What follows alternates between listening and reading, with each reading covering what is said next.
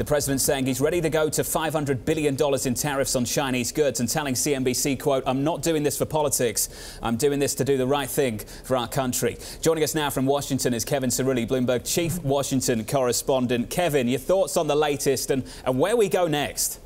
Good morning, Jonathan. President Trump today doubling down in terms of how he's going to execute this tariff talk, this tough tariff talk, despite increasing rhetoric from Republicans up on Capitol Hill who are urging him to reconsider, arguing that this negative response that we're seeing from China as well as the EU could end up potentially hurting some of the core constituencies ahead of the Republican Party's effort to keep control of Congress in the midterm elections. I want to pull up a quick chart here, maxing out tariffs. Take a look at what exactly the U.S. exports to China and the U.S. imports to China, because it very clearly sees that yellow line, why the administration feels they might potentially have the upper hand against the Chinese. However, yesterday, of course, the Commerce Department holding hearings from a host of different auto industry sectors, as well as auto companies who are arguing for the president to reconsider his increases on commodities and steel and aluminum.